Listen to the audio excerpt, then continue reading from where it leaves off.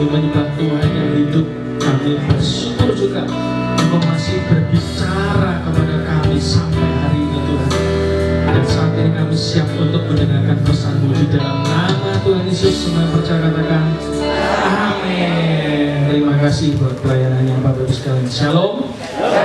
Kasih salam dulu kanan kiri ini. Siap untuk terima pesan Tuhan sebelum nabinya bicara ya kan? Bapak Ibu sekalian, saya mau cerita karena ini awal bulan, cerita dulu.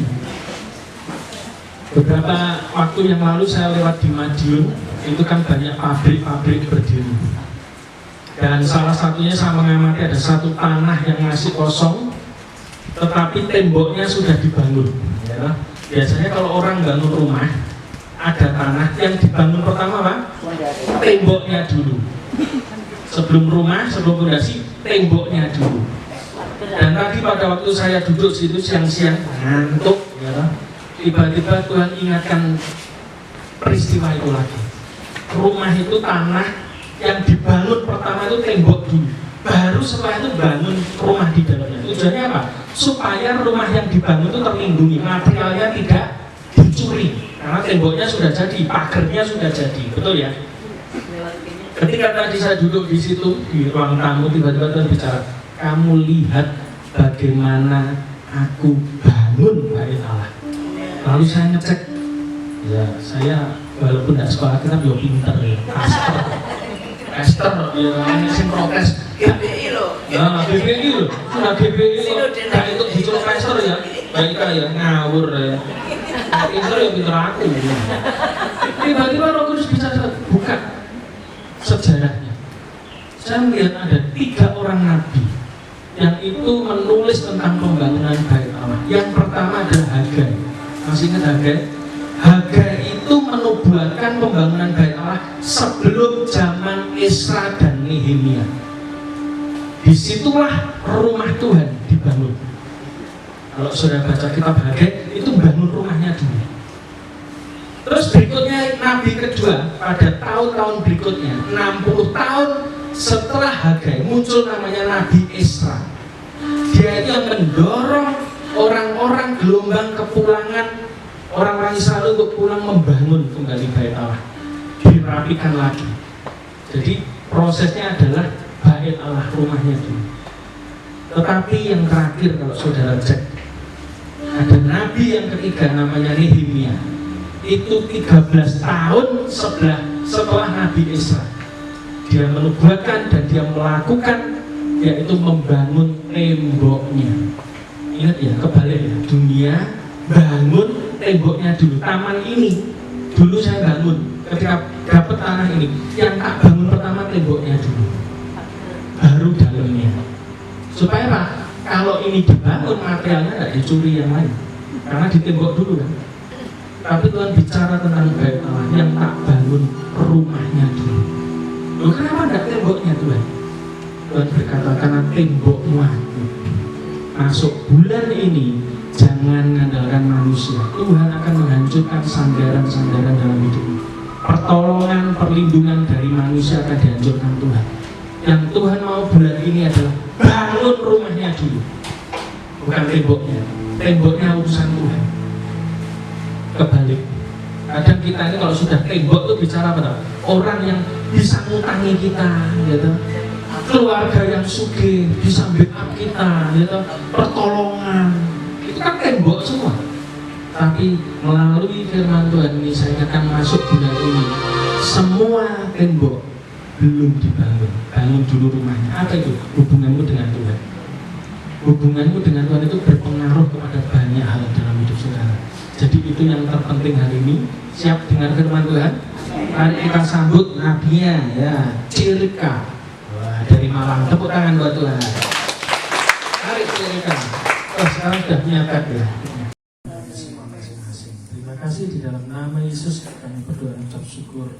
Amin. Shalom Bapak Ibu sekalian. Terima kasih buat kehadirannya. Hari ini kita dibantu oleh 2 personil tambahan. Yang satu Pak Win, anak Pak Win. Pak Win ini koordinatornya Pria Sejati Caruban. Ya, tepuk tangan dulu. Dan bantu ini sedikit semangat. Terus yang kedua itu Pak Siwasadi di belakang. Nah, katakan, nah ini juga lulusan Tawangmangu. Isinya pendeta Tok Sufi. Sing ngomong pendeta Tok. Hamba Tuhan. Nah, betul, tidak ada hamba setan, hamba Tuhan. Nah, Bapak Ibu sekalian, tadi ketika ibadah berlangsung saya mendapat satu pesan yang kuat sekali. Siap-siap untuk keluarga banjir. Habis ini Anda akan berdiri di depan pembesar-pembesar beberapa dari saudara. Khotbahnya bukan lagi di desa-desa ya Pak Andre, disiapkan, tapi khotbahnya sing apik. Ya ngomongnya plegak-pleguk terus aja mulek ya percuma ra diundang ya aja ya. Iya, saya ketemu cerita ini betul, kita sharing terus kok.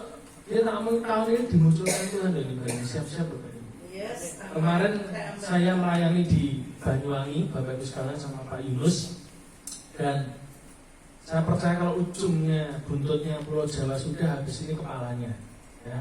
Tapi saudara harus siap-siap. Keluarga banjir ini akan dipakai Tuhan kemana-mana, dan saya declare dari tempat ini bahwa berkat saya waktu melayani akan lebih besar dari Koko. Ya, makanya jadi mingguan terus. Ya, betul.